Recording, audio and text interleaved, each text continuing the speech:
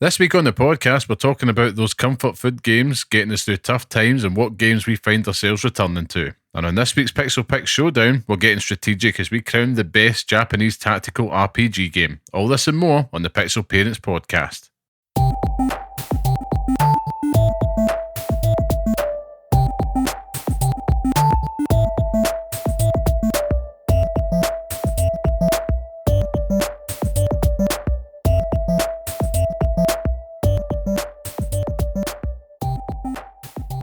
Hello and welcome to the next episode of the Pixel Parents podcast, the show that discusses all things gaming from the perspective of parents. I am your host Liam Kirkkelvin, and today I am joined by the bearded one, Scott, the tastemaker. Curry, how are we, Scott? I was so angry. The tastemaker. I'm good. Back in Kirkkelvin Towers. That's it. So this is where we're back in the lab. And Liam's had a lot of Korean food in the last week, so I'm sure you can all tell how it's going in here. But I'm fine. Nah, I'm all right. I've got nothing to complain about for the first time in a while. So all good in the hood. Child is sleeping now. Lovely. Better in.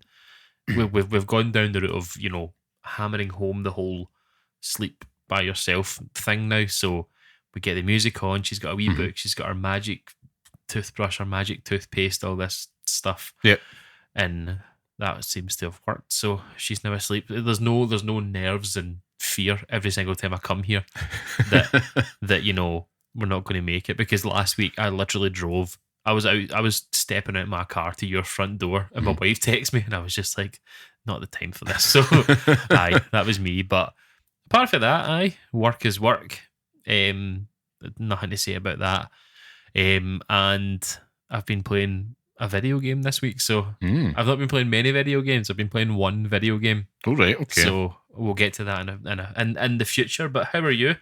Yeah, good. We're fast approaching the big day of moving house. So what are we doing? We're fast approaching what day? You've been married before. No, it's we had a thought at the weekend. This is our last month in this house, which is great, exciting. I can't wait. Had a big blowout of filling skips and emptying garages and all the usual stuff, and it gave me an opportunity to find a good bunch of gamer treasure in the garage. I had them all in storage boxes, and of course the one box that I wanted to keep was absolutely decimated. And it had my collection of graphic novels and the kind of proper classic games that I would like to keep myself. And it wasn't from the 90s or 80s era. It was from the noughties. It was Uncharted and all that stuff within there. Games that are widely available, but I was still they were my copy. They were yours, they were yours. They were all ruined, Scott. What I didn't realise is that storage box had holes in the bottom, which meant that spiders could get in there, and I have seen things. I did not know that you could have spines of books encrusted in spider eggs, like I had witnessed. That's cool. Yeah, it was great. I've never wanted to set fire to something more in my life. But no, I had to chuck them. I've recovered a few things which are on the desk here, like a couple of the Batman Arkham Collector's Editions have survived, and a bricked PSP, I think. But stuff that I want to keep a hold of, or potentially give a new home to. But yeah, it was good fun. Bar that, it's taken up a lot of my mind share. And of course, it's the wee ones have just been, one of them's been great, the other one's been a little bit more testing this week, but I suppose we might get a chance to get to that later. But bar that, just glad to be here chatting video game shite with your fine self. Video game shite. I was trying to come up with something else and I don't have the thought process, but yeah, it's nice to be back. I don't like listening to the episodes where we're virtual. It feels a bit forced. It doesn't feel right. I can't stare into the eyes of my co-host, which is exactly how we do this. If you don't know how we do this, we literally stare at each other the whole time. Yeah.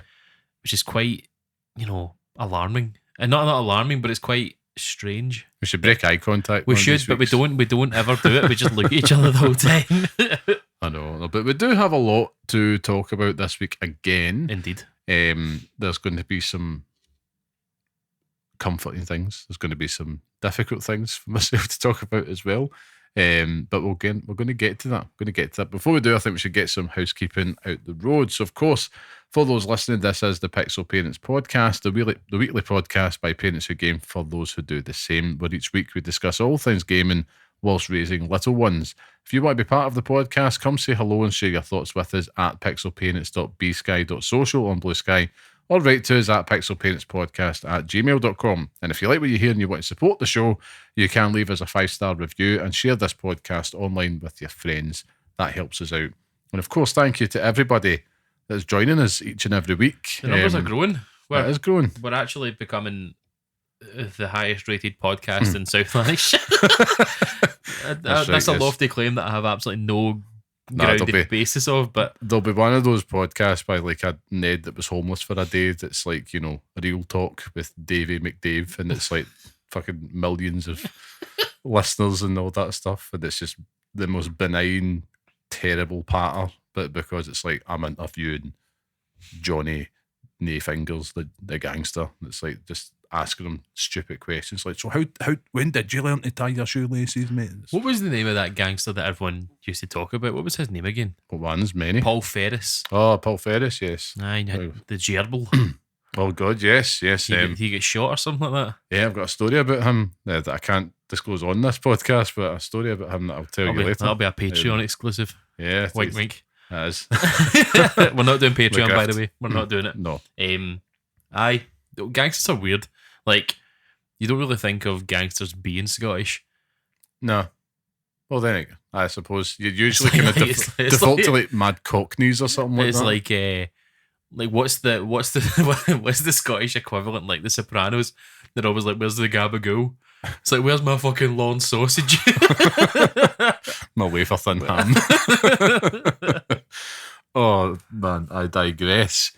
So with all that fun and games out the way, Scott, what have you been playing this week? Oh, dearie me. I actually lied. I've been playing 2 games this week, but one myself and one with the little one. So the game that I've chosen, so after finishing Cyberpunk, I've now decided to take the leap forward into the backlog, the year of the log, as we're calling it. And I've finally ripped open the cellophane and started playing Dragon Quest 3. He's done it. HD 2D remake. And I would say probably about 3/4 of the way through it. Oh, really? Yeah, I'm about 25 hours into it. Oh, so it's not a particularly long game then? Nah, it depends how much you want to do of it. But the good thing with it, these games in the past, when you played them when they first came out, there wasn't like objective markers on the screen or anything. Like you would just walk around. They would say like, go to, I don't know, a town, Asham, for example, and then you'd be like, where's that? Like, go and find it. Like go and walk around at the map and fight every single slime that you've ever seen. But this one gives you sort of you have the option to turn them on or turn them off. So I've just turned them on because I've got no idea what I'm doing most of the time. But it does a really good job of sort of directing you there. But there's loads of stuff to do on the way. Yeah. The story is, you know, every single hero story that you've ever met.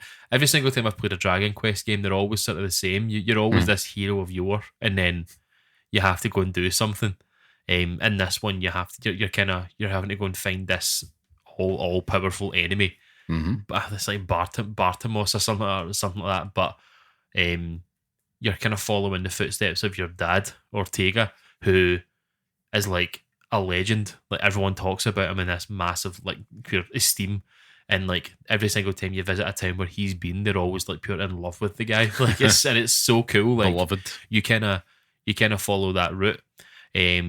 But it's just been quite nice. Like every single time I've played a Dragon Quest game in the past, I've got a few hours in and then just fallen off. But this is the first one that's really stuck.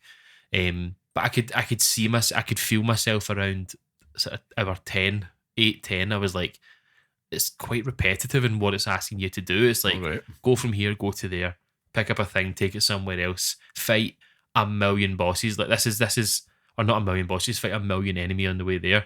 It's like, what's that cave in Pokemon with the Zubats in it? Oh, Christ.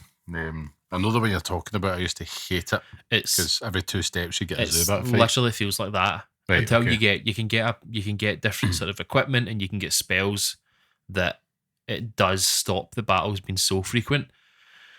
But that's only like later on in that game. Do you know what I mean? And it's a fucking nightmare. Okay. But the good thing about it is that with the battles, you can be very hands on with it. So it's obviously turn based. So you can be hands on, or you set the AI to do. So you've got like fight wisely. So it's like a mixture of offensive and defensive. I tend to just put 3 of my characters are all out offensive. So it doesn't matter if they're using MP or not. And then one's on healing duties, so they kind of buff and then they can attack if they want to. But if anyone gets hurt, they're healing them. And that tends to work. It just does everything for you. Like, it does the fighting and that's it done.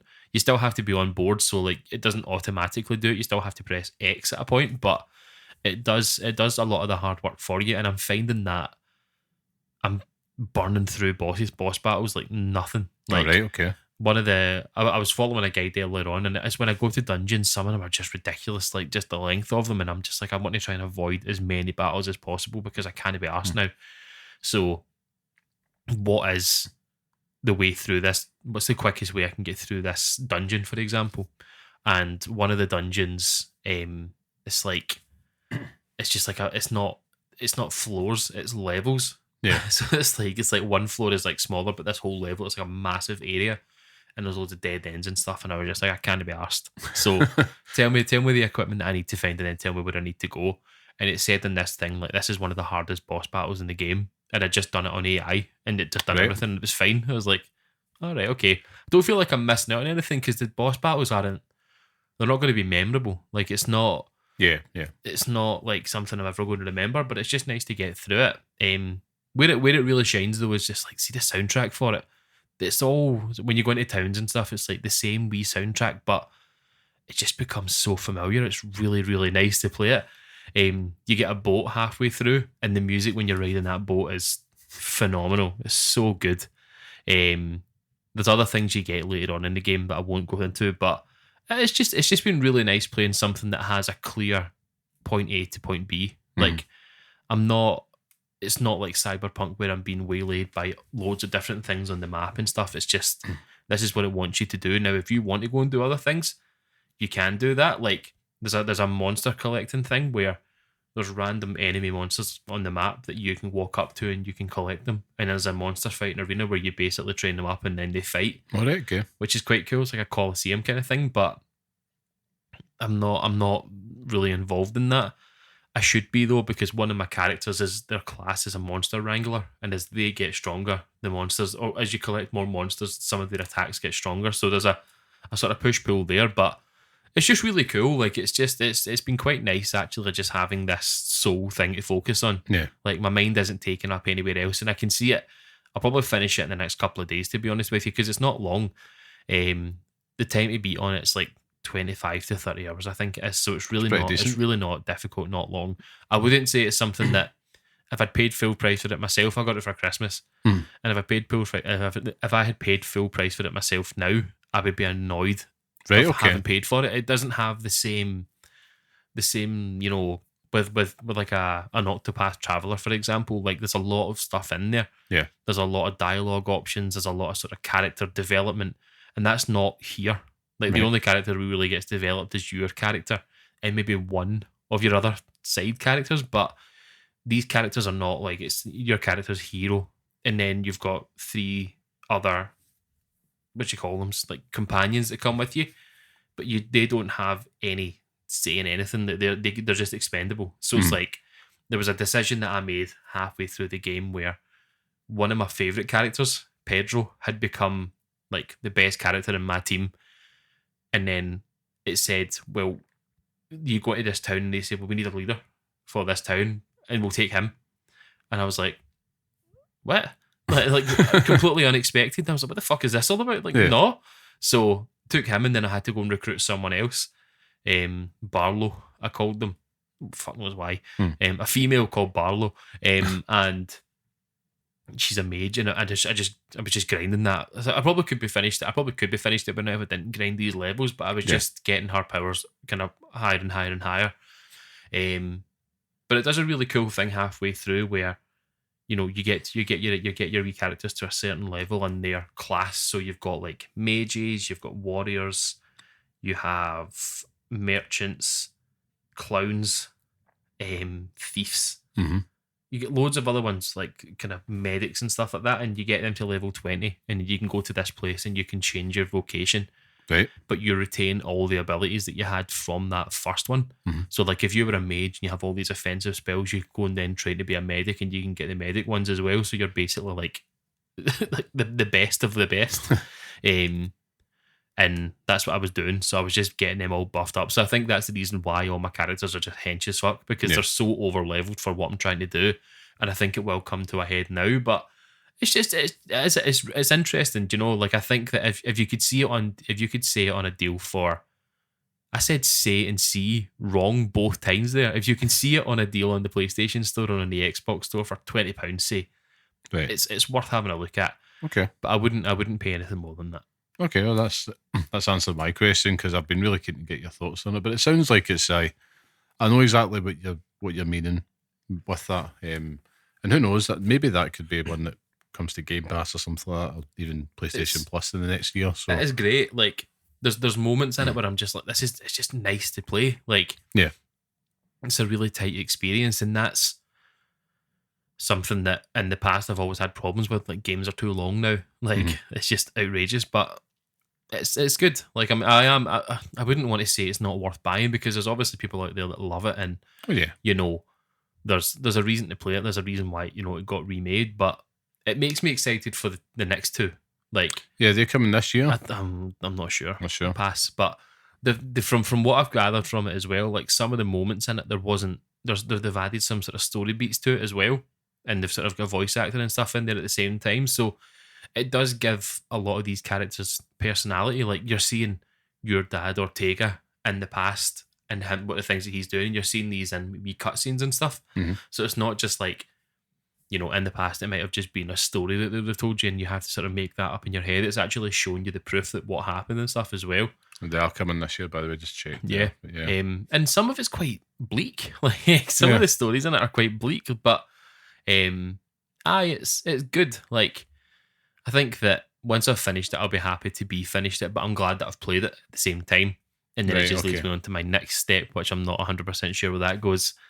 I think it's either going to be Ninja Gaiden or Stellar. I'll probably finish Stellar Blade, to be honest with you, first. But I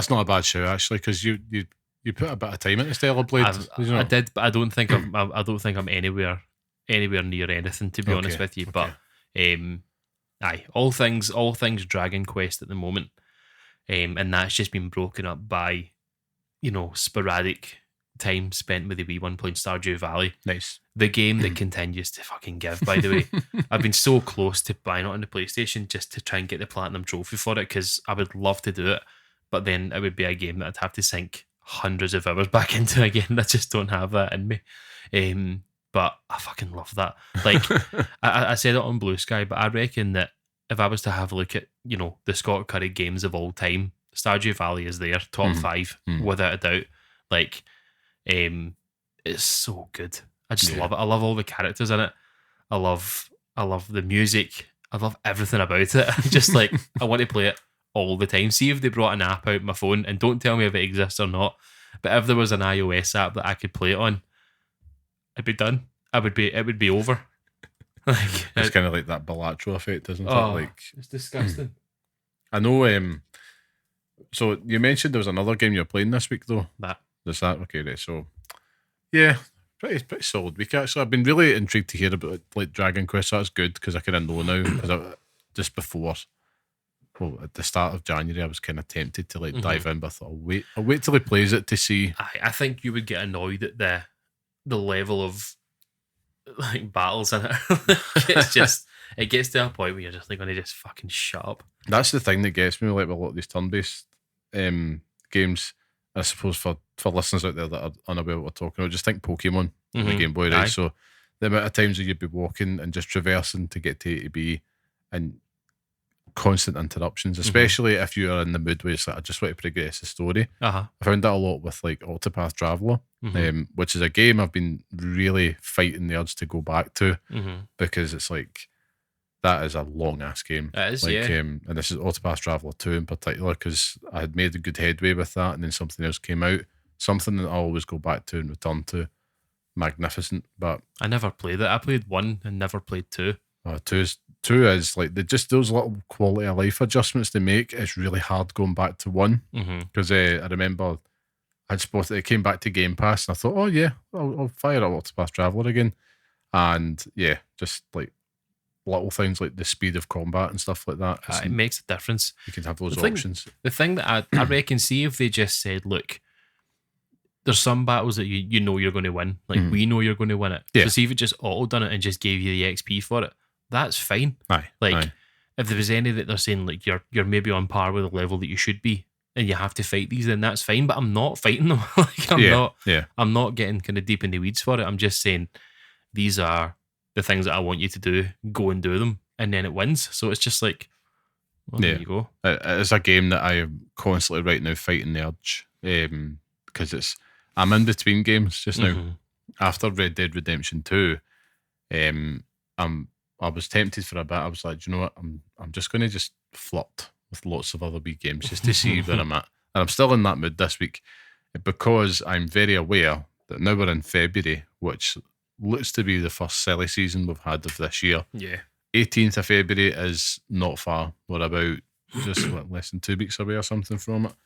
And I've got Avowed coming to Game Pass. Indeed. And Blooming Rage Tape 1, I think, coming to PS5 and Xbox, but I'm not sure which one I'll get it on yet. Does Avowed have what do you call it, like a pre-order thing where you can play it early? No. Does it not? Not that I know of, but if it does, it can chase itself. Do you think that they're doing that wrong? Like, if it's coming to Game Pass, see if they said, look, you can pay a tenner for it, but you get it a few days early. Well, they did that with Starfield. Did they? Aye, so I remember I sunk money into that because I was pure buzzing for Starfield, and you got the game for your Game Pass subscription, but you could just pay for the premium edition upgrade, so it was like 30 quid or something, but that came with the expansion packs and all the rest of it. So that's how I was able to play Shattered Space last year. Another one which I was tempted to go back to because I thought, because I never finished Shattered Space. I really should. Did you not? No. It came. It was August and something else had came along. Not really in the best of playing habits at that point, should I add, but I think if I maybe didn't have the show to think about, I probably might have stuck with it. Do you know what it was? It was Outlaws. Outlaws had came out and we got the review code for it. So yeah, it's I've been waiting on that. Like, Avowed and Blooming Rage, 18th of February, circled in the calendar. It's like, yep, that's going to be a day which I'm seeing as a Tuesday, full days, random. Like, sort that out. I hate when games come out on a Tuesday. So I'm just kind of waiting till then because I'm like, do I really want to commit myself to like another Red Dead type experience? Which, to be fair, I got through that in like just about a week or so, which is crazy. Outrageous. I know, but my wife has been like hammering books of late. Like, she's read another like 2 books in the past week. It's frightening just how quickly she goes. You through give them. her the Red Dead Redemption 2 instruction manual, well, the good thing is, right, because she's got back into the reading a lot more in the past year, which has been great. She's burning through books, and it's been good for us to kind of talk about our hobbies to each other. So she'll like tell me about like certain. She's obviously excited about the story she's reading, and she's telling me about it, and I'll do the same. Like, I was just talking to her about Red Dead 2, but like, she'll sit in the same room as me, and it's like it's on, so she's kind of hearing it. If there's some games that are a little bit more distracting, she'll take herself away. But yeah, I'm just really just trying not to commit to anything. Imagine watching Red Dead Redemption 2 through like fresh eyes, but not playing it, just like watching the story unfold. I know it's because, and I'm not going to go into story spoilers here at all because I know there's people listening that haven't played it. But even like, I think my brother-in-law, he's texted me tonight saying that he's getting back on it just because we're talking about it, and it's a game he's never finished. And it's like, oh man, like, you're in for a treat. That's so like, good. And it's a game that only gets better the more you play it. Like, going back, And really, like, the first time round, you appreciate the performance for Arthur, like by Roger Clark. But the performances all around it supporting her, like for Dutch van der Linde in particular, like, it is masterful. And I don't think we gave it enough credit. Like, when it came out, it was up against God of War, which is obviously one of the greatest games of all time. But Red Dead Redemption 2, at the time I remember thinking at the Game Awards, I'm like, I don't know if, have we not put respect on its name? You know, they gave it something like Best Game Direction, and they gave Game of the Year to God of War, something like that. I can't remember, but it was very much like, It is hard to argue that though. Like that's like having pizza or having macaroni cheese. I'd honestly flip it about. I mean, I could be wrong. I don't know. I'm not going to Google it. I don't know if I agree with you though. Like, I think that God of War 2018 is an experience. Yes, you know, as a whole package in terms of Game of the Year is, and what it brings in terms of nostalgia. Now, Red Dead Redemption 2 also offers that same nostalgia, but in like a strange way. Like you're getting to see the nostalgia from Red Dead Redemption 1. Yeah. Do you know what I mean? But I think that it's a hard sell for Game of the Year because it's very much like it's like Grand Theft Auto 5 role playing. Do you know what I mean? Like you're role playing Arthur at that point. Like it's hardly a video game. It's you are living, breathing that life, and that's cool. That's the thing though. Like that is the thing. Going back and playing it. And I would have agreed with you before I went back and replayed it. It's like it's not that at all. Like it's funny how our brains are shifting to that. But you've played it in the last week. Yeah. But like you played it over a week. Like do you know what I mean? Like you were running from mission marker to mission marker to mission marker to mission marker. Point exactly. But you don't do that. Like it actively encourages you not to do that. Yeah, but you can still have like an amazing, like if you're wanting to play that just for the narrative, of course. If you want to be the hunter, if you want to do whatever, it's got all those options. I think as a game, I'm honestly buzzing to go back to it just for that, just to walk around and just to go and like stalk animals and stuff again, and like get down into the swamps and stuff as well. Like I'm honestly like it's the game this year I'm fucking choking to go back to. It's like all the little biomes they added into it and stuff. You know, they're aping like the likes of Louisiana. Montana, Texas, like with their versions like New Austin, West Elizabeth, and all that stuff. Lemoyne, all these places in there. Not to mention a few other places which I won't mention, but it's when I look at it and it's just as an achievement. Honestly, I'm walking away from it, and I have played God of War 2018, and it's one of my favourite games of all time. And I'm like, yeah, do you think it's better? Do you think it's the same issue that Fortnite has, where it's just come to be expected from Rockstar? Yeah, because look at this, with GTA 6 is coming out next year, because it's not coming out this year. I think did I not say that at the prediction episode? If we don't hear anything by the end of like January, it's not coming this year. I can't remember. Someone correct me on that. But it's I think that when GTA 6 comes out, you're bang on. It's going to be jaw dropping. It's going to have a couple of naysayers. It's like the GTA formula is getting a bit old, and it's like, right, okay, just lighten up. Right? Honestly, I don't accept that as a criticism, to be honest with you, because that's the game. Like, well, yeah, it's not trying to be something else. It's that not that when I get fucking Xenoblade Chronicles 19 shoved down my throat and everybody's clapping like seals. I'm like, it's just the exact same thing. We don't moan about Zelda being the same or Mario being the same. Like it's fucking exactly. Everyone. Totally agree with you. So it's let's make what is the most ridiculous thing that you could do to change Mario that would be completely different to what it is now? Turn it into a survival horror game. Oh, mate, that would be fucking cool as fuck. You know what I mean, like basically, like I don't know, Bowser's just like carving up all of his fucking minions, and it's like the skeletons hanging off of the flesh and stuff like that, burned alive in the lava pits and all that. it's just like it wouldn't work any other way. Like you couldn't put Mario in a survival horror game or in a. Oh, they've done it with the RPGs, but even then, the concept is the same. Like it's still the same thing. So what's the wildest thing you could do? Like a first person shooter. Do you know what I mean? Like games don't have to be like Bruno Mars. Like Bruno Mars is somebody that's clearly talented, right? But he genre vacations. So he'll release a song that's like, that sounds like the 90s, that sounds like the 80s, that sounds like the 70s, and he just keeps going between it all. And don't know, they're all excellent, catchy tunes. But then it's like, well, what is he? He's just like this chameleon that jumps between. But you couldn't say what's a Bruno Mars song. It's like, it's more like a revolving tribute door act.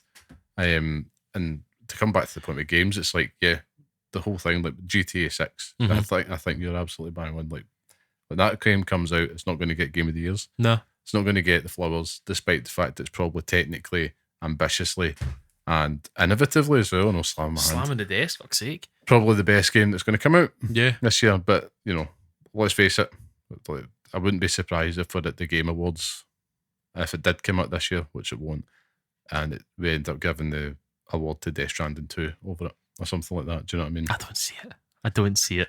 I really don't. So I think if America's changed now, right? Well, America has, so America won't fucking corruption exist. By the time the Game Awards come around, America will be like Futurama. I know. Everyone will just be talking heads. Would you call it early shout for Game of the Year? For me, what do you think?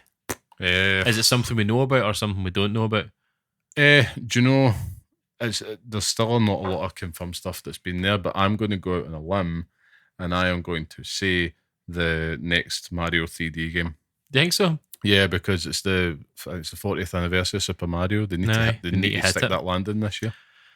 I don't know, and it always does well critically. That's not the only thing with it. I think that from what we've seen of that Clair Obscura. That Expedition 33, that's a shout, and having seen what else has changed in it, I think that's got a good chance of it. But that's going to be the connoisseur's choice, isn't it? That'll be there. Looking forward to it. Yeah, it'll be good to see.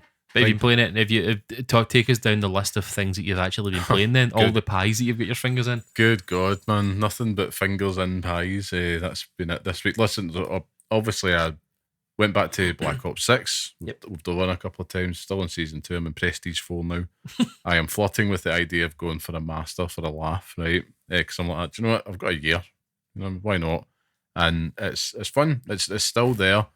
And it's just that, we'll come back to this later, but it's just that chewing gum thing. But it's like, I can stick that on and just have a laugh. Like, I'm free for that hour or so. It's great. All the new maps are pish, though. The new maps are terrible. What's the problem? What's the problem with Black Ops 6 and all these absolutely fucking honking maps? It's kind of a bit of a trend with Call of Duty in the sense that whenever they release new maps, they very rarely do the ones that come after the launch ones ever really make a big impression. Like, and it's happened in Season 1 as well. They put in a new map, forget the names of them, but it was one with it's just too big. It's got like the car dealers at the side, and you can go in the water and all that stuff. In the vineyards on the other side. Far too big. The 3-lane approach doesn't work. Hacienda or something like that? Hacienda, that's the one. Well remembered. The new ones, I think, is called Dealership. That might be one of the worst maps I've ever played because it's on a slight hill. So depending on what side you spawn on, the other team's always trapped, which is garbage if you ask me. And the other ones as well, it's far too small. Yeah. And it's the same. Every time when you spawn in, it's like, there's no point. Yeah. There's just no point in just getting these sweat merchants putting up trophy systems and all the rest of it, and it's become annoying. Whereas the ones that they launched with are actually so much more superior and fun to play on because they've actually been thought about. It still has the same issue for me in terms of you're always getting spawn trapped. There's been an issue with spawn trapping in COD for as long as COD has been about, but this one seems to be like every single time you see a play with the game, it's always the same. It's people getting spawn trapped and they've got 5 or 6 kills just off of that. So there needs to be something done there, but it's great. Like I've not enjoyed COD like this for a while. So exactly, and I think come back to the point of this podcast as we always do. If you've got Game Pass, and I think this is a year if you're flirting with the idea, so I want to get back into gaming or whatnot. Get Game Pass. Call of Duty's there. You can jump in for a few games when you've got the time, and if you don't, it's always going to be sitting there waiting on you, which is good. So I think it does suit the older parents out there that maybe just want to blow off some steam. Outside of that, I've been playing a lot of Balatro this week as normal. FC25, I've went back. I've been like filthy casual gamer this week. I know, it's horrible. And starting a new career mode just for the sake of it. And we've been dominating online seasons as well. That's true. That's been hilarious by Leverkusen all the way. Marvel Snap, it's a new season, has started, so I've been kind of getting myself back up to speed with that. I'm still played that game every single day since it's came out, which is disgraceful. Even with the TikTok outage. Oh yeah, it just affected the US. Good, fuck them. We were just. Do you see the future looking bright that's now in their own hands? I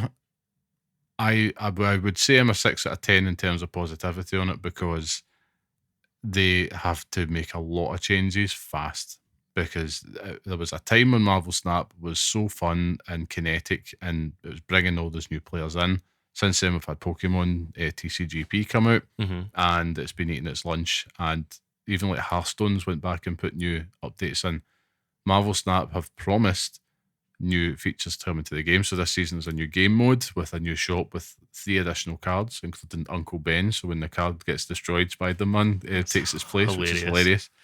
And if the economy of that mode works, I'm not going to explain it now because it's a bit complicated, but if the economy of it works and all those cards are obtainable just by playing just a small amount each day, it's a success. If you have to grind hours and hours every day to get it, it's a complete failure, if you ask me, because it shouldn't just cater to the hardcore, and that's the problem. It's a very casual game with very hardcore and I would say predatory like monetization tactics, because there's a bundle they put up today, £99.99. It's ridiculous. For a digital card and digital currency and, you know, all the odds and ends that comes with it. For something that isn't tangible, I'm like, £99. And I know there'll be some poor sod out there that'll pay that. And we see it in other games like with, you know, Fortnites and Call of Duties and all the rest of it. The whales, as they're known. It's just disgusting practice, man. Like, I'm like, in this day and age, like, how could you ever justify paying that? And unfortunately, there'll be some people that look at it and they go, right, there's 6,000 collector's tokens on that, which is what you need to purchase a new card. And it could be like anywhere £50 upwards if you didn't want to grind and just earn it naturally. And there'll be somebody out there that's been taken advantage of to buy it to get the card, and that's the problem with the game. So, and it's also, it's getting sweaty because you're finding a lot of the casual players are dropping off, so you're only getting left with the hardcore ones who always have a counter, always have an answer to the question that you're asking. You?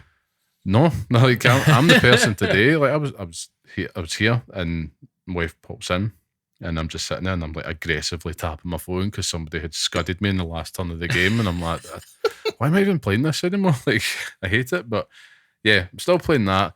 We shall see. It's all about the Sam Wilson Captain America. I'm looking forward to seeing the film. On that note, there's a new Jurassic World Rebirth trailer that looks absolutely sensational. Not seen the trailers for that. I've actually not seen any trailers for the new Captain America movie either. That looks good. It looks good. I'm worried about it though. I think it's going to be a commercial flop. I hope it is, because Marvel need that. I'm over that. We're past that. That's now just emo patter. I'm only kidding on. Emo I knew it was going to get you. That was one of those fucking bait things. I don't see it being anything but a commercial flop. It's going to be a commercial flop. It's going to be a critical flop because of the amount of reshoots. So even though that's quite normal for a Marvel film, but this one's also coming politically at the wrong time. Yeah, because we can smell what some of the reaction is going to be, which is a shame. I just hope to see Harrison Ford have fun as Red Hulk, but yeah, I digress. So outside of that, I've tried a few games, Scott, this week that really haven't clicked because they're just not for me. I tried out Citizen Sleeper 2, and it's just not for me. That's okay. And I'm not walking away going like You're that. You're telling everyone else it's okay. It's all right. Everyone stand down. No, it's more like I think we've got a tendency to, like, if a game doesn't click with us, to then get hyperbolic. It's like it's the worst thing ever. It's like, no. Well presented, well put together, well packaged. It's just like I am too thick and don't have the attention span to do that. I was the same. So. I tried to play Citizen Sleeper 1, and I spent more time looking at my phone and not the screen because it just couldn't be arsed. And I mean, I got to the point where I was just picking what I wanted to be, and I was just like, I just can't be fucked. I have no interest. Now, that might change in the future, and I'll find some love in it, but I agree with you. Aye. It's one that I actually thought my brother-in-law would pure love that game. Like, as you would, know yourself, you would say the same. And I'm pleased to say I have beaten FOMO this week. Oh yeah. Pummeled it into the ground, Scott. It's like, no, be gone. This is the year of the log, as we've said. So I do have a little backlog there, not a huge one, but that will grow. I've got the biggest log here, don't you worry. The biggest log. Nothing but logs. But I've seen the positive reviews and the buzz around Kingdom Come Deliverance 2. and I was sweating. I was like, oh man, like this looks good. It looks like they've refined it. Never played the first one, but then someone just used those magic words, Elder Scrolls. And I'm like, oh damn, they've got me. I can see it. It's like it clicked in my head, and I'm like, and everything. I've watched some video reviews online. Some good font usage.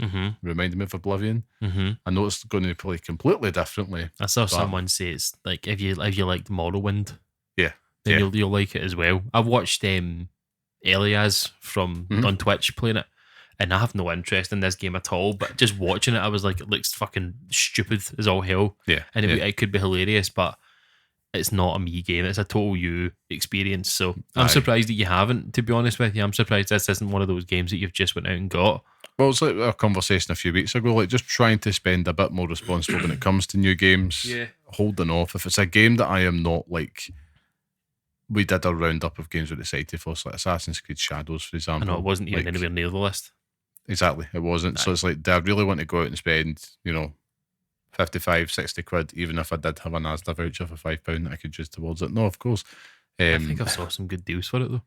Exactly, but if there's good deals now, there'll be good deals later. True. And Very I think that's one that, again, this is why it's always coming back to invest in Game Pass, invest in PlayStation Plus, because there's games you can just tell when they come out. It's like, I'll see you in 6 months. Just you wait. So yeah, it's been that type of week for me. I'm just sitting and waiting. Do you know what? I'm enjoying it. Yeah, I'm enjoying it because I feel like my time hasn't been wasted. I'm still turning on my consoles every night. I'm still finding something to play, and I'm just been kind of going with the vibe, to be honest with you. There's been a lot going on, and that kind of leads us into our main topic this week, Scott, which is, of course, all around comfort food gaming. As I mentioned, there's a lot been going on, so I've just been kind of craving that. I think the world needs comfort food gaming for the moment. God, it's been fucking exhausting. Any of our American listeners, especially. I don't know how they're getting through it, man. Like, this isn't a political podcast, but allow us to take a little beat for a second. But it's and it's not about politics. It's just about the general exhaustion of, like, in the morning, getting ready, stick on the news or something like that, just purely because the clock. And I've had remembered why I was so pissed off with the last Trump presidency. Is it?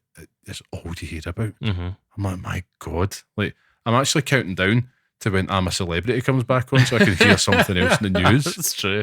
It's so true. Aye, it's fucking hilarious. Every day. And then you switch off from that, go into Blue Sky, and it's all about fucking EA being absolutely off their tits. Yes. Like DEI being the worst thing in the world for everyone. What the fuck is going on there? Like, what's going on with fucking EA at the moment? Like, no idea. It's just that they've just decided, you know what? Let's just implode. Like, let's actually just turn everything on its head and just not work. Well, that's it. Yeah. Let's just be Ubisoft for a while. Shots fired. It's true though. Yeah. Let's just be fucking Yves Guillemot and fuck everything up. He's getting those sacks of money. He is. They're getting filled up just now. He's fine. He's fine now. It's the rest. It's just that you just got to feel sorry for fucking everyone at BioWare and stuff like that. Like, listen, Dragon Age: The Veilguard might not have been the best game last year, but it was a damn good fucking. It wasn't effort. a bad game. Aye, and I loved it. It was a great game, but now you're seeing all these reports of their teams getting slashed, like at least by half. Like under 100 people working at BioWare on the next Mass Effect game. Like, I'm sorry, but it doesn't inspire confidence in a game series that needs to come back strong. Like, Mass Effect Andromeda is the worst thing that could have happened to any game series, but like, it was so meh. It was just horrible. But it's just this next Mass Effect game needs to be the game, otherwise, and it won't be. BioWare's going to get fucking turned on its ass and thrown away. Like, it's just ridiculous. I was going to say something completely different there and forgot where my head was going, so I just made something up. But we're keeping going in that thread because this is coming. I'm going to watch me pull this back, right? So you've got all that news happening in your day-to-day life, then all the gaming news, and then you go, I'm going to escape this on YouTube, and then it's the sensationalist thumbnails and stuff like that. Yeah. The death of EA. Yeah. Shocked face. So at the end of all that, Mr. Beast, aye, all that nonsense. And it's just like at the end of all that, right? And then you've got kids running about, you've got job, your partner, whatever, everything else to worry about, plus the price of bread, and you're sitting there knackered, and all you really want to do is escape from it. And this is where comfort food gaming, as we're saying, comes into the equation. Because like anything else, if I've had a crap day, man, all I want to do is just eat the biggest bag of sensations. But sensation, I can't do that because I'm trying to be good. So sometimes I need a virtual bag of sensations, something to turn off that part of my brain and not be present for a while. And I suppose I really want to start by kind of defining comfort food gaming, I suppose, so the listeners are kind of with us, is what we're saying. Because what we mean is really any game that you play, find yourself returning to, that really is just that safety blanket. Yeah. You know, it could be something like we talked about last week, Metal Gear Solid. I imagine would be one for yourself. You don't have to do it all the time, but it's there. It's the game that lives in it's the game that lives in the hard drive. Like, you know what I mean? Like, you might delete games when you complete them, but that stays just in case. That's a perfect explanation of it. Perfect. There we go. Done. Let's wrap it up. Done. Thanks for the episode. So I mean, there's lots and lots of ways, and everybody's going to be different, right? Because there is no such thing as like this is a comfort food game. Like it's really just it's a taste thing. Yeah. You know, and for me, I think it comes in many forms, many forms, and I think the starting point for me is always the digital tourism part. Indeed. When it comes to that, like if I've had a testing day or a testing time, as I'm kind of doing right now, because don't forget, moving house and all that as well. So it's like there's a lot of shit floating about. So digital tourism is always the key. So one of them, and it's a basic bitch answer, like GTA 5 always springs to mind, right? I absolutely love just roaming about Los Santos and just not giving a fuck, just kind of cruising about. I might restart the missions, I might just cause chaos, whatever it is. I just love the sense of place that you get, and the likes of Red Dead Redemption 2 come under that as well. But then this is why I think for me, comfort food games are open world.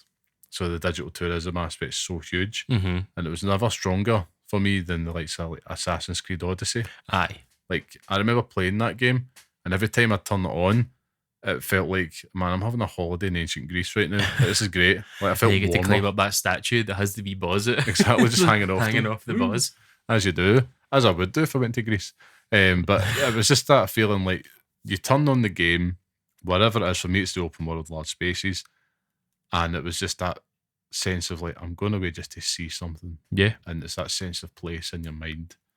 You get to really just disconnect, which is amazing. And yeah, it's so badly needed. And we're going to dig into it as we go in this conversation here, Scott. But what forms of comfort gaming food is for you? As for me, I think I'm the complete opposite to you. In the open world is a bit overwhelming when I feel that way. Yeah. I think for me, any game that makes me focus and like, you know, drowns out the noise is what I'm looking for. Yeah. So there was a period of time where Bloodborne was that game. Like I could play Bloodborne with my eyes closed, but I was having to focus on every single moment. Like when you're focusing, you get the parry and stuff like that on. It's like, that's the wee fucking boost I need. Taking down a boss and stuff, and then just falling in love with the music and stuff as well. But it can also just be, you know, those games where you don't have to think, but it's just routine. So like Stardew Valley, for example,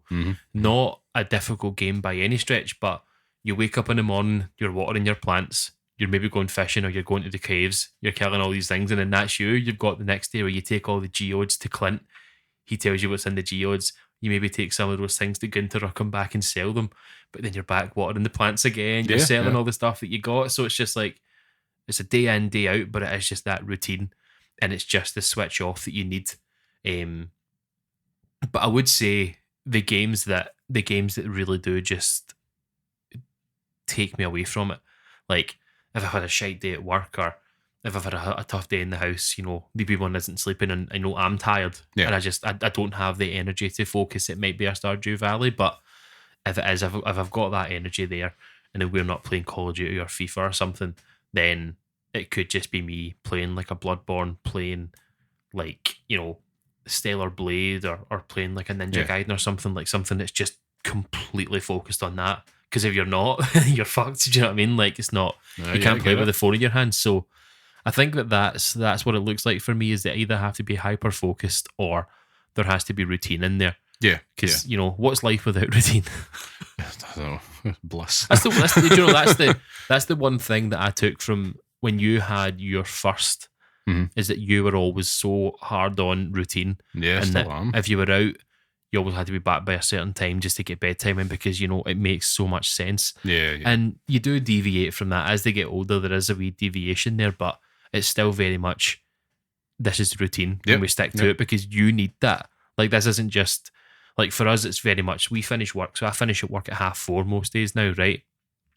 By then I go and get the wee one from our grand's house, come back, get dinner on. Yep. So we can all eat dinner as a family. Then I'll maybe take the dog out for a walk. Wee one goes for a bath, and then when we're all back in the house, when she goes to bed, she's to be at bed, and we can sit and watch the telly. You know what I mean? So that's us chill, by 8, 8:30, we're all sat down in the living room watching the TV. But there's nights where she wasn't going to bed till like 9:30, 10 o'clock, and it just throws everything completely out of whack. You're you're catching up, and you're all just knackered by the end of the day. You're ratty with each other. You wake up the next day and you fucking hate every single minute because you're just like, I've not slept. Like, I feel like I've barely stopped. Yep. But if you get a game or two in there, like, that's what I say to my wife, and that I don't need to drink. I don't want to go out. Yes. You know, I don't want to go out and smoke weed. I don't want to do anything daft. Do you know what I mean? Like, I'm not a golfer. I'm not a big gym nut. My thing is, I just want to go and play games for a couple hours, and that's me. That's the therapy I need. Yeah, you're right. And that's how it works for me. So, it's so important, but I think it is just, it's necessary. It's so necessary. It is. I mean, it's it definitely helps me engage with what I love and to really not be stressed. Yeah. I mean, there's been times this week.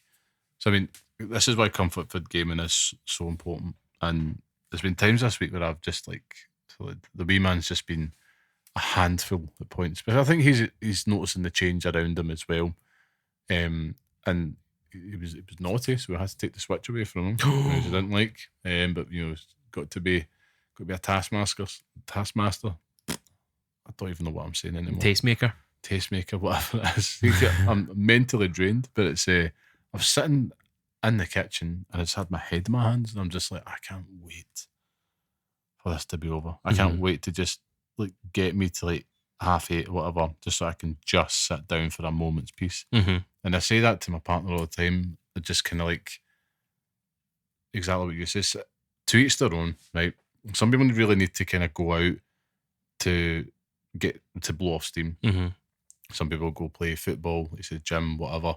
And I think life is a mix of them all. Because you mentioned a few there, like going out for a walk, cooking dinner. Cooking dinner is a great way to kind of de-stress. But at the end of it, just to have something just for you to focus on, and gaming is such a good release. And I think what it helps me do is disengage with everybody's mind works differently. For me, I overthink things quite a lot, and I get wrapped up in stuff, and I lose focus very quickly.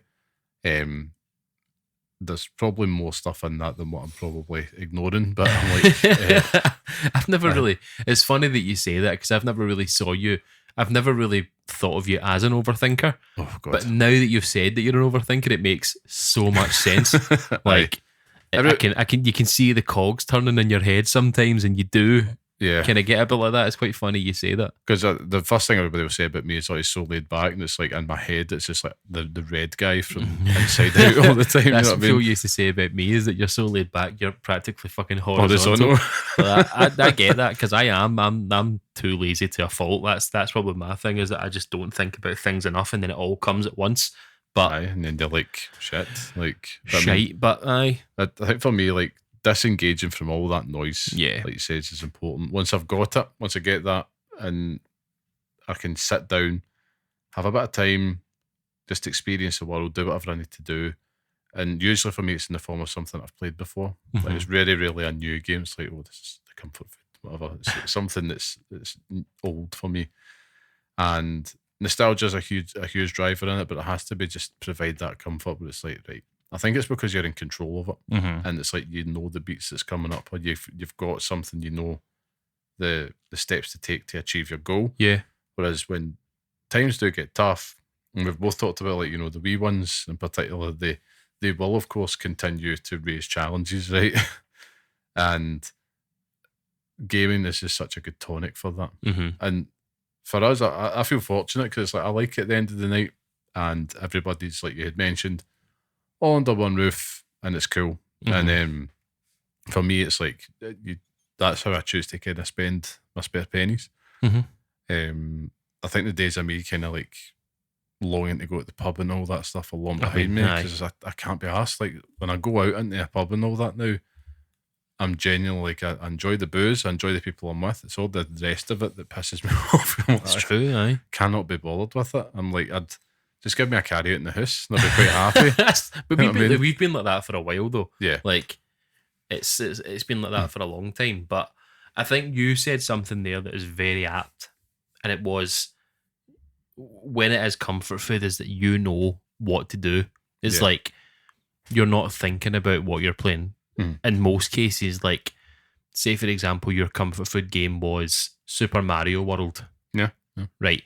And you jump into the first level, you know to run and jump, and you get the cape.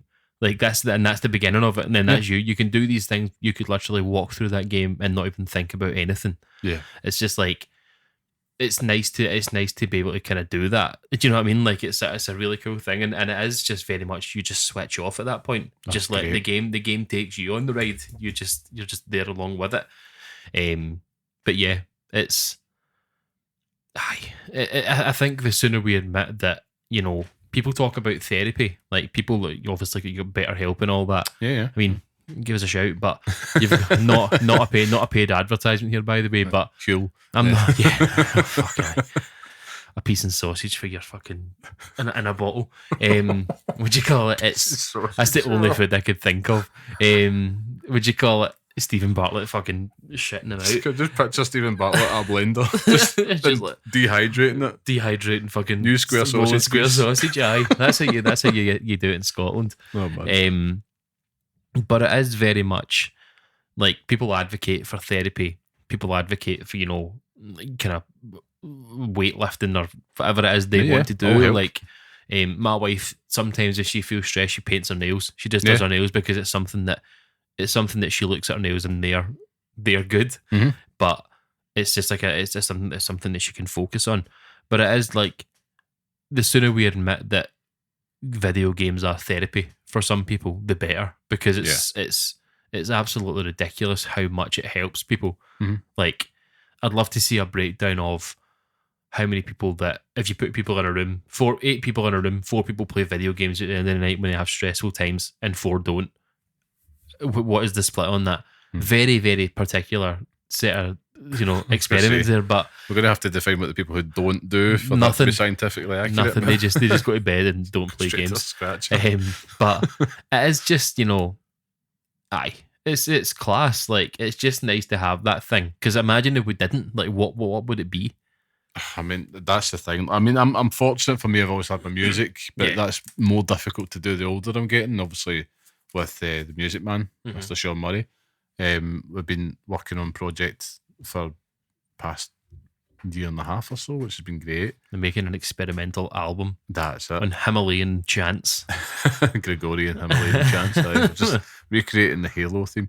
It's like, no, we've been in there and it's great because like we've both played in bands for the better part of our entire lives together, and we understand, like, we are like a hand in glove, and just in terms of like, we know exactly what we're going to be doing. There's a synchronicity, synergy between us, and that's great. But we're like, being creative in there is more difficult because life gets in the way. Yeah.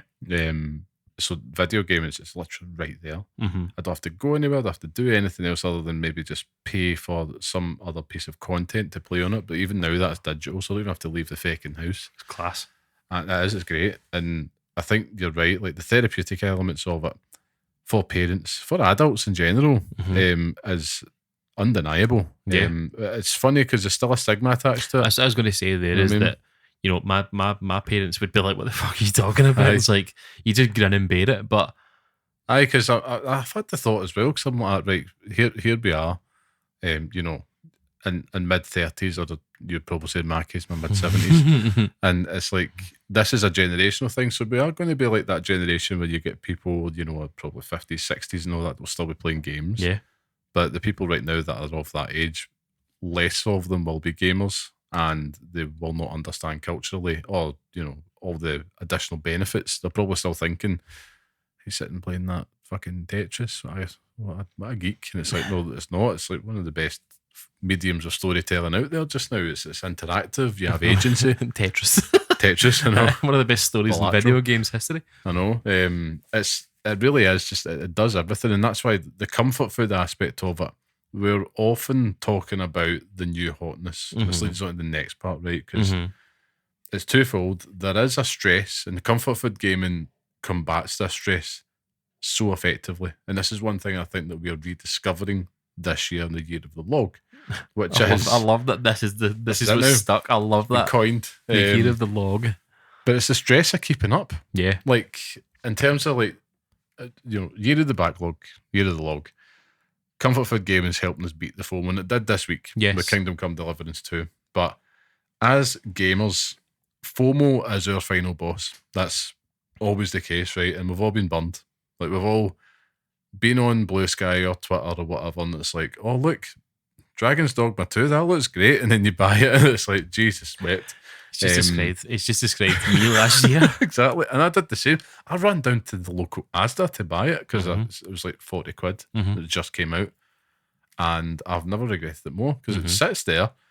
And I know I need to give it a fairer try, but I know I'm going to hate it because what it demands of me. I think there's a game there that you could enjoy. I think there's a world in a game there that you could enjoy, but it's part of the log. It's a huge log.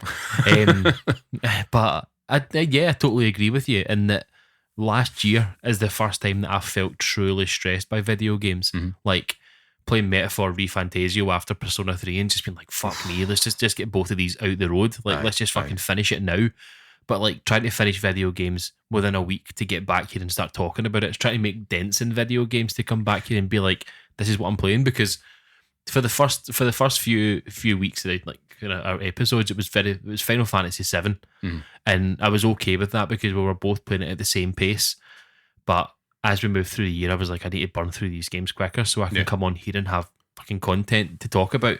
I'd have a finished review because I hate it. I hate these publications and podcasts and reviewers who say in review, so you've played Kingdom Come Deliverance 2. Let's get an in review for this. How long you played it for?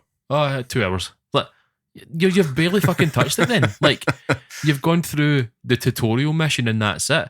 It's like saying like, oh, I've played Red Dead Redemption 2. How long you played it for? Oh, I've just gone through the snow section for it and I'm just going through to the next camp. It's like, you've barely fucking done anything then. Like, it's not giving it a fair shake.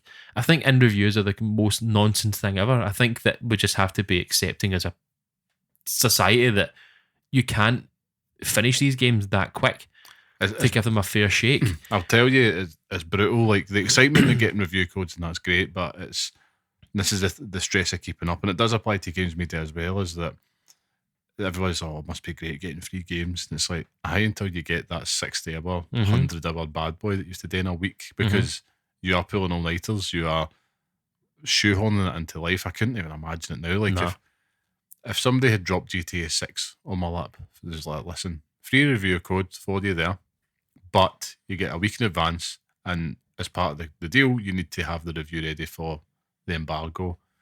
And it's like, no, can't do it. And we spoke about it in a few episodes ago, because I think we'd have to make that transition, and so obviously ourselves and the listeners understand it. So it's like, we're not IGN.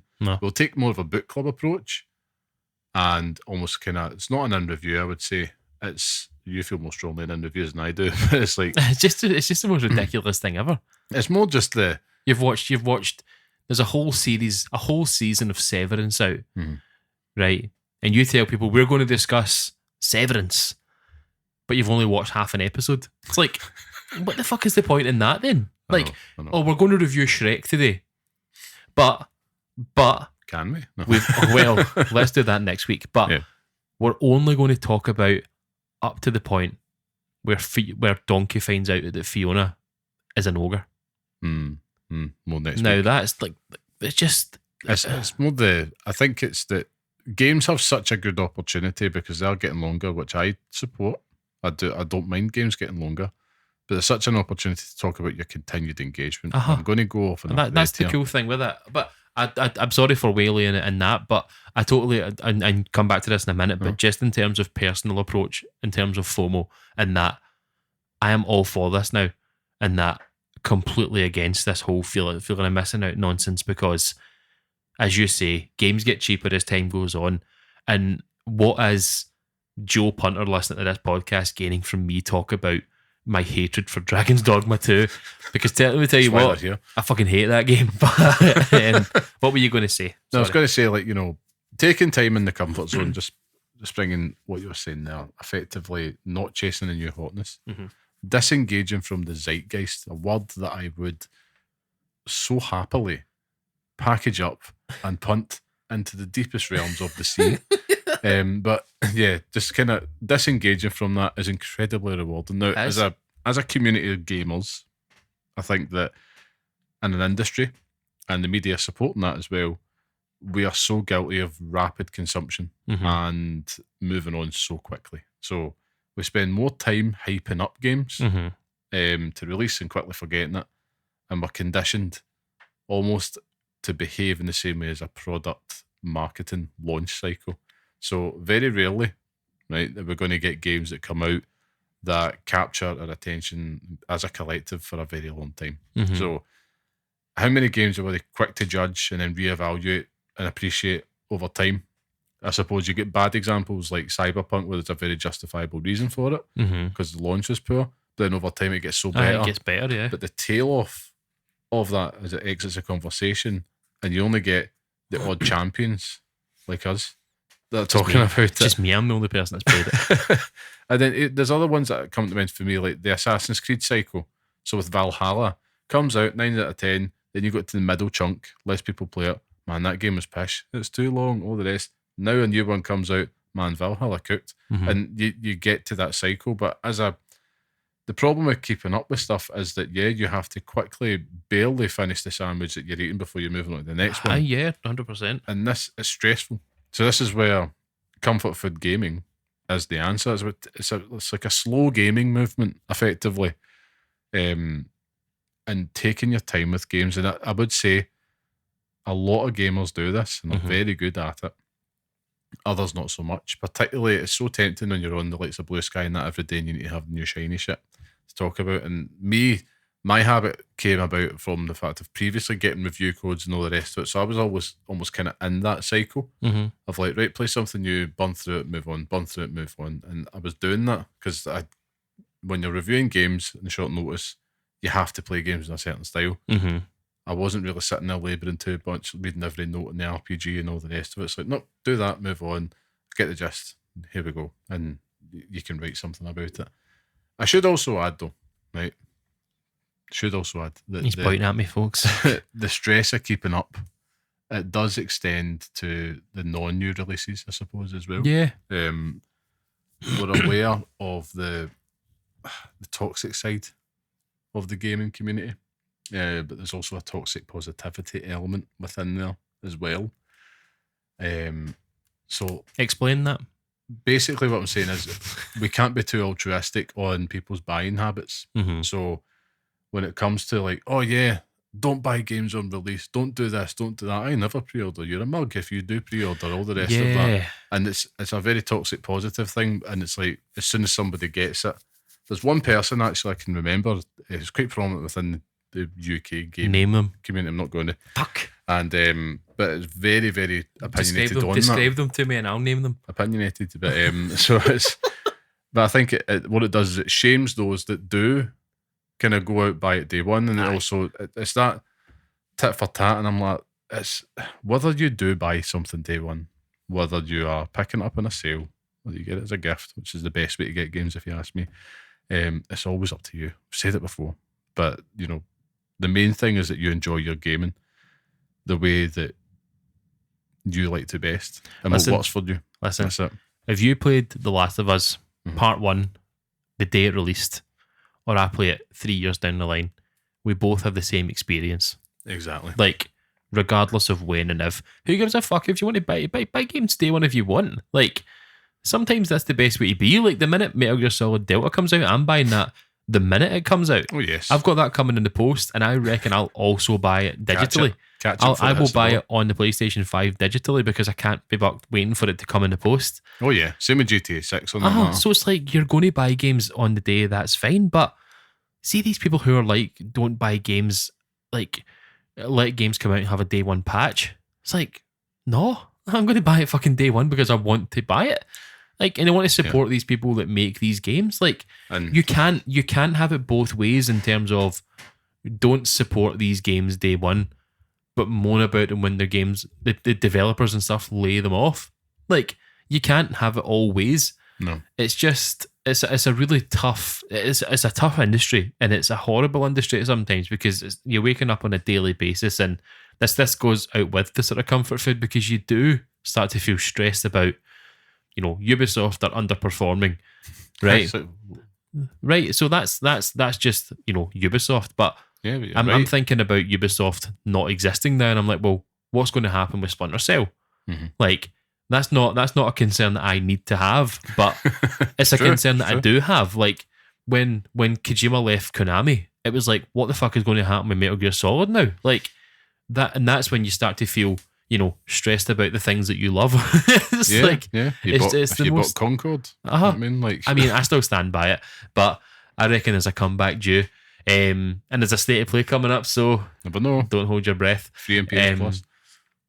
But I just think that, you know, there's lots of stress around that, and someone telling you change your gaming buying habits, it's just the most ridiculous thing on earth. Like, and the reason I brought it up is because it's like these stresses are prevalent, even if you're sadder, because and more engaged with the community than others. But the main message I want to get to any like gamers out there is it's, you keep gaming in your own way. Yeah. And I think sometimes you do need to buy the day one release because you're looking forward to it. I think that element comes into the comfort food gaming. For me, I've got eyes set on like the likes of, I don't know, Bloom and Rage. Mentioned it earlier in the show. Really looking forward to it. I'll go buy that day one because it's something to look forward to, and that as well is an element of this comfort food gaming, because it's like, all right, I'm looking forward to that nice meal that's coming up, and in between it, I'll just kind of dart about, take my time. But that's an element of that though, is that you've obviously got subscriptions that allow you to do that as well. It's so like good. It's good to be able just to run through the litany of, you know, what's on Game Pass and just be like, I'm going to give this a go. Like, there's something comforting about not having the buyer's remorse over that. Yeah. Like, being able just to take a punt on a Suicide Squad, or, you know, I know I brought it up because I know how raging you are, but like playing that or playing something else on Game Pass, like, if you want to go and try Indiana Jones, like, even if you don't like it, like, I don't have buyer's remorse over trying Indiana Jones because I didn't pay for it. So it's like, there's something good about that you don't have to feel that fear about getting it wrong. Exactly. No, I can't say it. But yeah. I mean, for me, you mentioned the Suicide Squad Kill the Justice League. I finally turned that on this week, and I forgot to mention that. 3 minutes in, during the tutorial, and it crashed. So I shan't be playing that as one of my comfort food games going forward, but it's right. And again, this isn't a, you know, the point we're labouring here is that just it's the importance of having those comfort food games, and however you want to play. Like, I really do envy the gamers out there that can literally just play one game constantly. Like, for me, there's a few that I find myself returning to, and I thought it'd be a good way to kind of finish up this main topic in terms of like, what are your favourite comfort food games? That's what I was actually looking at there on my phone, just to check my collection, just to see what's on there. We'll go list them off. Tell me what ones you've got there. Stardew Valley. Okay, top Metal Gear Solid 3, Bloodborne.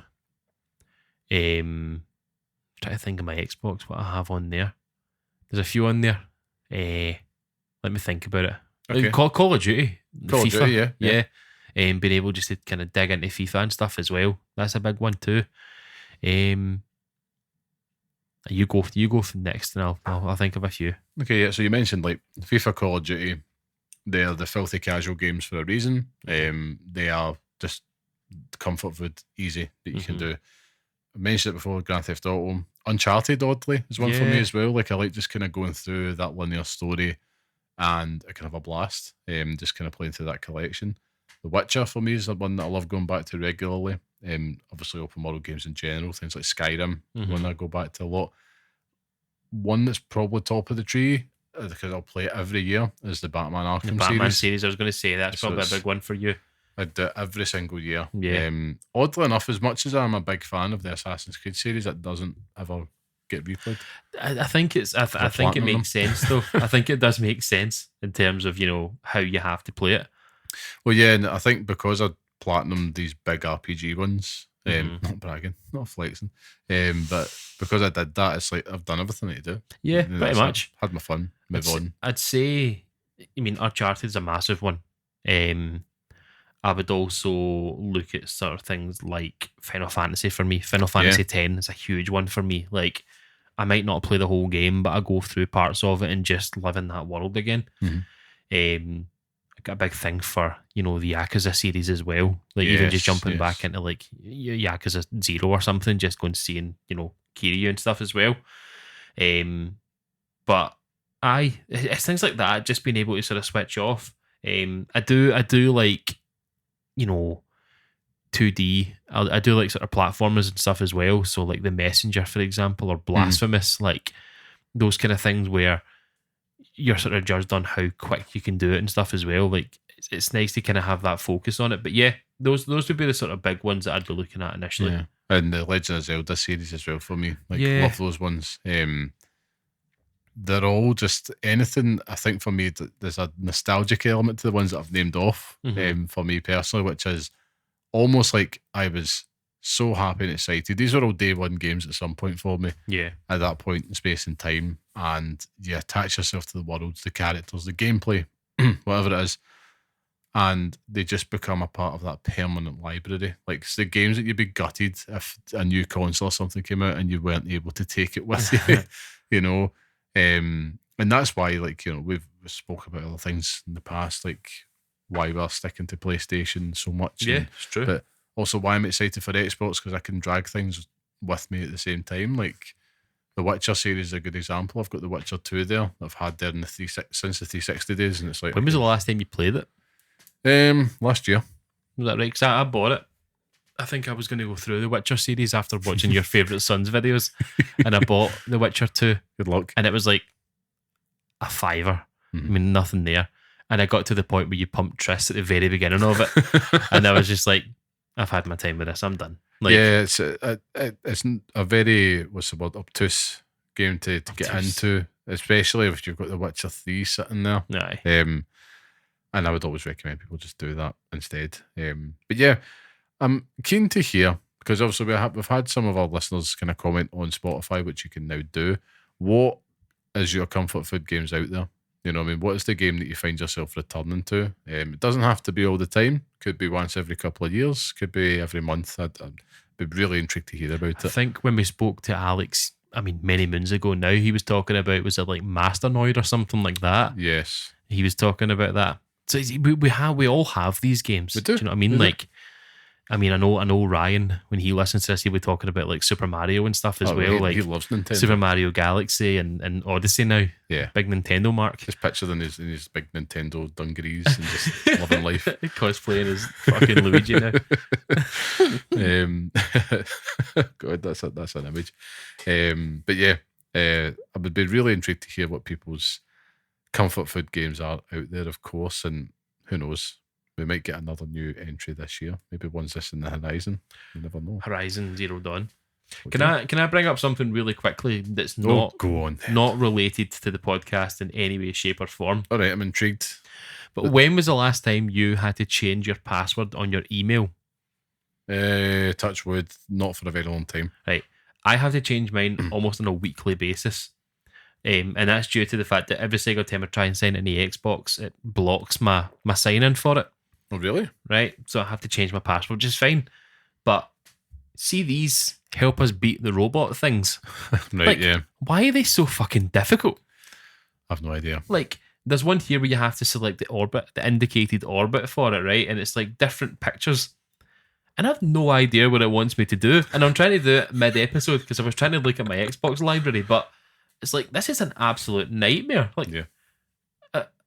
I know they're trying to stop AI from stealing all our data and stuff, but I'm worried that I'm not going to be able to get in my own data eventually. It's like, to hell with the data. Can I get in my Xbox can I app, actually please? just get into anything that I'm trying to use? There's not an easier way to piss me off than when I forget a password and I know the password hasn't changed. I'm sorry. Sometimes I'm like, no, that hasn't changed. I'm really bad for that with our stuff. Like I change it. I have to change the password all the time on this. Like there's different things that I've had to change it for. But that's not my fault. That's someone else's fault. It's definitely not mine. Yes, it's those gremlins at it again. The gremlins. It's not even that I forget. I put in the password that's on the list and it doesn't work. So then it tells me that I've got 2 more attempts, and then I'm like, oh fuck, oh no. See, this is what having kids does to you, though. Like your mind just becomes mashed potato. And if anyone wants to share with me the problems of trying to sign into Hotmail or something, please do, because I need therapy for that sometimes. I genuinely thought you were about to say if anyone wants to share with us their passwords. Oh man, you want to share with them as well. He has went full grift, ladies and gentlemen. It's happened. The grift era is upon us. It's coming soon. Before we move on to the next one, of course, we did have, I just want to touch on this as well, we did get a lovely email in from listener and dear friend of the show, Adam Cunnels Miller, of course, and just why, what's Cunnels? Cunnels, just write us in and give us the origin of the nickname. It's just one of those ones, it's like... It's just happened. It's iconic. That's all we need to know. I mean, that's what I know him as, so that's... It's iconic, but yeah, to answer his question in the email, I'm probably slightly stressed with the move, but getting there. But yeah, he shared with us a video all about looking at Games Master Series 1, the TV show. Now, Scott, were you familiar about that, or is this when you get to slag me for being old? I know the name, but nothing more. Oh, man. It was a time and place. It really was. I can just remember Patrick Moore's big old distorted. I remember head. that. Was Dominic Diamond in it, or was that something else? Because Dominic Diamond's a bit, It was such a product. It was such a product of its time. Yeah, though. Like, everything had to have like thunder and laser beams and just it was dark red doom skies everywhere. It's a good video. It's worth checking out. I'm just going to get the name of it here because I wanted to bring up to listeners who will of course remember what Games Master was. It was on the account. Let me see here. I'll put it in the description of the episode. Rose Tinted Spectrum. Games Master Series 1 was certainly something. It's a good watch, worth watching it, and if you're into nostalgia, a wee trip down memory lane, check it out. But thanks for sending it in, Colonels. See, off the back of old TV shows. Yeah. Do you remember the TV show Nightmare? No, not really. Where you had it was like groups of children, so it was like 3 or 4 kids came into a TV show, and it had like the games. That's not the Game Master, that's exactly what we were just talking about. But it has like this guy, he's got a beard, and it's like a Dungeons and Dragons type thing. Okay. But the whole thing is played on like a virtual reality headset. So not even that. That's not the best way to describe it. But the one child puts on this big fucking stupid looking helmet, and 3 of his wee mates are watching his journey on the TV. And tell him, you need to walk forward 4 steps, walk left 4 steps, walk right 4 steps. But during this whole show, they get like riddles and stuff and they have to solve it. But it's kind of like Takeshi's Castle because I don't think anyone ever won it. Like, honestly, after we finish here, I need to show you some clips for this show because I've seen pictures of it and I can definitely remember references towards amazing. But it's so good. Like there was times when we were in uni where I would stay up late. And this would be on, like old reruns of it, and I would have to stop and just watch it because it's so cool. Like it's absolutely hilarious. And if anyone remembers Nightmare, please gonna comment away, back me up on this because it's so good. Let him know he's not alone. But of course, I think it's time for us to move on. So of course, that means that it's time for the Pixel Picks Showdown, where each week we each pick a game from our chosen theme and decide which one deserves to live on the hallowed Pixel Picks list, which is our definitive list of the best games we recommend to pass on to the next generation of gamers. Now, last week's theme was stealth horror, with Outlast becoming the latest addition to the list. And in this week's showdown, we're debating what best Japanese role-playing game we think should feature on the Pixel Picks list. So, as always, last week's winner goes last, which is me. Fun times. So we'll get to it now. Scott, cards on the table, right? I am not the tactical role playing game man, but I have very, very limited experience in this field. But would it? I'm also wondering if there's other listeners out there that are probably feeling the same as me. Mm-hmm. How would we best describe what a tactical RPG is? No idea, because I'm only sort of getting into them myself, to be quite honest with you. But if we're looking at, what is a tactical RPG, it's an RPG that you use tactics in. Okay. Great. No, wait a minute. I'm see trying what you to think. did there. I'm trying to think of a. We've got a description here. So it's a tactical RPG involves moving troops by turning across a map to defeat foes or capture territory. That's basically it, aye. Similar in appearance to sort of tabletop games and stuff as well, where you are slowly moving things over.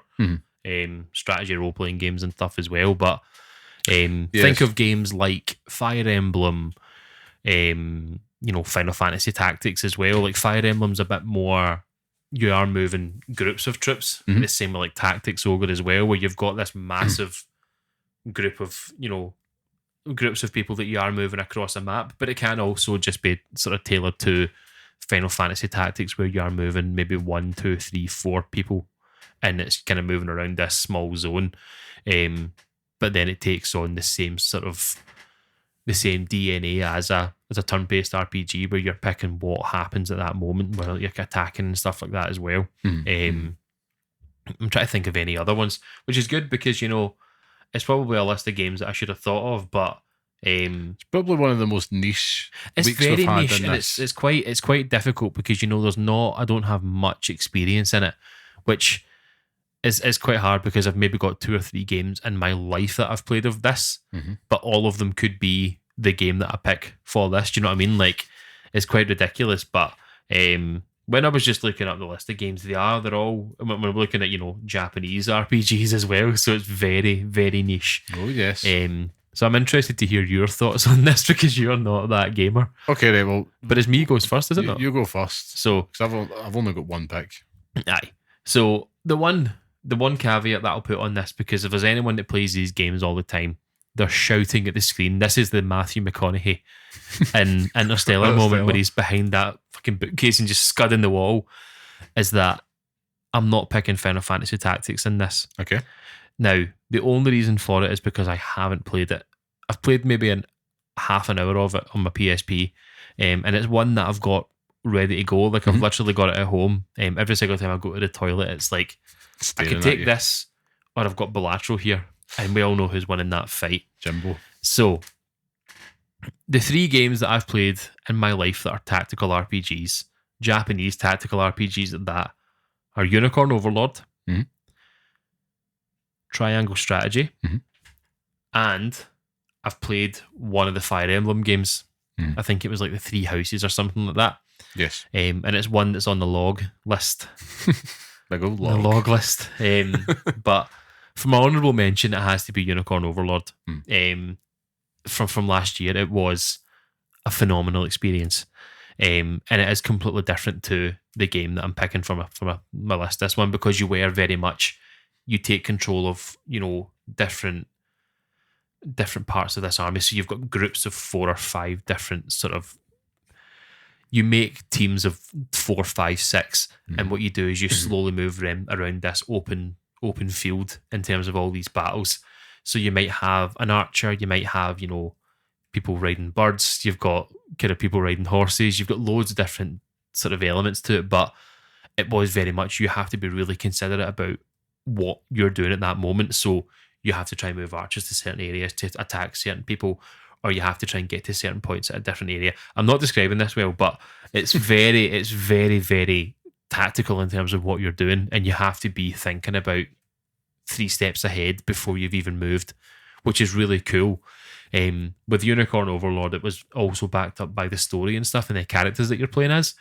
I'd say there's a game in there for you. I think there is something that I think that you would quite enjoy about the minutiae of... I've been tempted by it, but... Of picking things up and moving them around. Like, yeah. There is something quite cool about that. It's kind of like, what I'd imagine Warhammer is, in that you've got all these different wee pieces and you just move them around. Like, there's something chess-like about it, but the cool thing about the cool thing about Unicorn Overlord was always the battle system, in that when you got into those fights, like sort of face to face, it would change the way it works. So it's not, it's not happening over this one open zone. Is that when they got face to face and you had these big battles, it would come at this 4x4, and you would just have all these fights. It was so cool. And they'd be kind of 2D and all this artwork and stuff as well, and things happening, and all these teams would have synergy.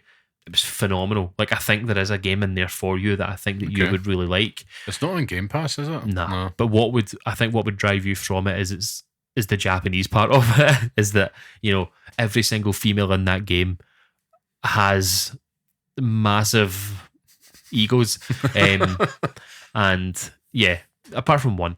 But no, the game that I chose, and this was the sort of the beginning of where I started my love affair with these games, and it was Triangle Strategy. Triangle Strategy is a fucking phenomenal game. It is. I played it on Switch, and I think it's out on I think it's out on like PlayStation and stuff as well. No, is it not? Is it only on Switch? I think it's only on Switch. So if it was out on other consoles, I'd buy it immediately because I'd love to play it on everything. It's out on Windows and MetaQuest. All right, okay. But in terms of home consoles, yes, still it's just on the Switch. That's a travesty. It is what a game! Like you're sold from the moment that you start the story on that. Like the way that everything starts to unfold, all the characters and stuff that you meet. Like, I fell off after the first hour, but it wasn't just because I wasn't invested. It's just like, what the fuck am I doing here? Like, what do I have to do? And then it clicks. And then you start to meet all the different characters and recruit them all. You start to you get them all upgraded, and you start to learn all the different the different powers that they have. I'm trying to remember some of the characters in it, because there's an assassin in it that I loved. Yeah. I think it was a female. Just out in this now, like, my pick for this week is Triangle Strategy as well. So, because again, it's one of the few ones that I have played. It is. And excellent. Like, just your adventures in Norzelia as part of the Salt Iron Wars, like going to Castle Wolfort and all that as well. Like, the characters, and you're right, how you described it is so well put, because at the start of it, you're like, holy shit, because there's a lot of story. There's a big focus in the story in this. But then you get into the rhythm of it, and it also has those big story elements where, like, the decisions you make matter as well. Like, there's those moments where you have to make a huge decision, and it's not just you. You have to sort of influence the people around you to kind of agree with the decision that you make. Yeah. It's total politics and stuff as well. Like, it's not just this game, there's this internal politics, and you've got all these characters that just sort of intertwine in such a cool way. But then it's backed up by this battle system that is so good. Excellent. Like, and see when it works, see when you get this whole system where you just take out these people in it, and you take out the band of thieves or the bandits and stuff like that. You collect all the treasure and stuff, and it's like, I am Triangle Strategy. Do you know what I mean? Like, I am the triangle here. It's just like, what an experience. Like, genuinely, it's the one game that I've finished on my Switch. Like, genuinely the only game I've ever finished on my Switch. It was one of the games I remember surprising you, because it was on at a showcase when it was announced. It was just a couple of years ago. And I remember they had announced it, and you were surprised by, like, how hyped I was for this, because it was after I had seen the light with Octopath. And I was like, oh my God, like, I need this game. And then realising it's a tactical RPG, and if it wasn't for that hype, I probably would have shied away from this. And I was so glad I didn't. Yeah. Like, it's that one game, if you've got a Nintendo Switch out there, treat yourself. 100%. It won't be cheap, but no, it won't be cheap, but it's absolutely worth every penny that you pay for it. I think it's part of the reason why, Final Fantasy Tactics will probably end up being one of those games for me as well, because it is, those two are one and the same pretty much. So how you get it for £25 in the game collection? There you go. Go for it. Go and buy it. If you're listening to this and have just bought a Nintendo Switch, then it's absolutely something that you should buy. Yeah, that's right. Ryan. But I would say that, if Final Fantasy Tactics doesn't change my mind on this, then, Unicorn Overlord is going to be the one that exists for my whole life now. Do you know what I mean? When I was looking at the list of the notes, you've got like Onimusha, tactics and stuff as well. Now, I've no idea what that game is, or, you know, I've never seen it in action, but I love Onimusha, so we'll see what happens with that. I'll maybe try and see if I can pick up a copy if it exists in the world out there. You know, it was a PAL copy. I don't know if it's Japanese only, but I was scraping the barrel this week, and I thought I could just pick a game just to be like, well, I've heard that it's good, but I don't do that. And in my scrolling through many games this week, there was one that popped up, and I couldn't have picked it anyway, but it was Gears of War Tactics. Yeah, and I was like, I'm surprised I never even tried that in Game Pass. I should go back. There's a Halo version as well, like a Halo tactical game. Aye, Halo Wars, yeah. Halo Wars was decent, but we had it was a Megadeth song. We had to go and stick with the Japanese one just to be true to form, because there is just a little bit of points of difference in there. But am I right saying, did we both have the same pick this week then? Yes. So, the coin chooses. Okay, I was going to hand you that just because you had the two picks on. The coin doth choose. Yeah. Coin toss. I want it on record that if he loses this, he was heads the source of of his own demise. Tails. Mate, let me flip again. Right, so flipped again because I won. Just saw that there. You win again. There you go. There we go. There, I never won the coin toss. Go. Yeah, the coins love me. The coin loves you. Coin loves me. Well, congratulations to them to Triangle Strategy. You are this week's entrant and officially the best Japanese tactical role playing game for now, until I play Final Fantasy Tactics. But it's a fucking worthy winner. Like, between the two that I've picked, they're so vastly different. Yeah, it's just like, yeah, but so similar as well. Like, I think there is something there. Like, after this, we'll go and watch some of the battle footage for Unicorn Overlord, and I'll show you what's up. But there's something there, and I think that you could get lost in the systems of that. Mm-hmm. I think anyone could. I mean, go and buy Unicorn Overlord. Go and support Atlas because they'd need it. How did you bring this up in the Year of the Log? The Year of the Log. I think there's a game there, though. There is a game there I think you could enjoy. Do you know, I have actually been kind of craving something a little bit more like turn-based. This is why I've been thinking about the Octopath Traveler 2 out again, which is a phenomenal game. Yeah. But I mean, there must be about 40 odd hours into that. And Triangle Strategy, did he not have like a wee advisor? Like, it was a wee old guy. Yeah, Roland. Senna, aye, he was class as well. I like Roland. Outstanding. The battles in that game they'll have you engaged endlessly. Like, if you've got a Switch, you owe yourself to get it. I mean, if it's on Windows now, I wonder, in fact, I remember it now when they announced it was coming to VR, because I think I might have actually messaged Alex about it, because I'm like, this looks amazing, like, please tell me more. And I do wonder, Alex, if you're listening, is it any good? That's all I really want to know. But yeah, it's a fantastic game, Triangle Strategy. Yeah. And I love the addition to the Pixel Picks list. But of course, that brings us to the end of this week's podcast. So thank you once again for joining us. And if you like what you hear and enjoy the podcast, leave a wee 5-star review. It helps us out, makes a big difference.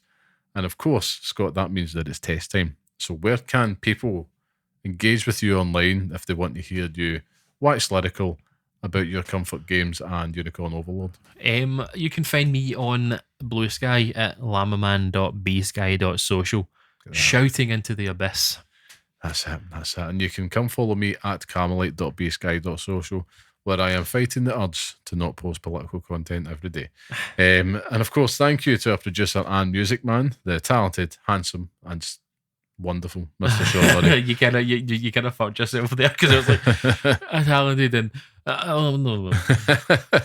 I think that was just my natural mumble kicking in. But of course, he is the man that makes it all happen. We have plans for bringing that man back on the show. And always. The topic, one I'm very excited about.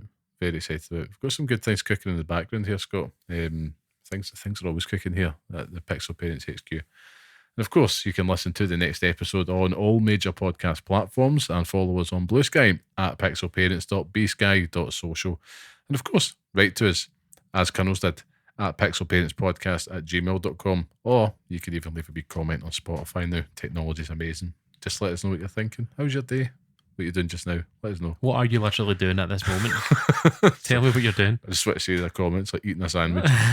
But of course, until next time, stay safe, stay sane, and thanks for listening. Play Triangle Strategy.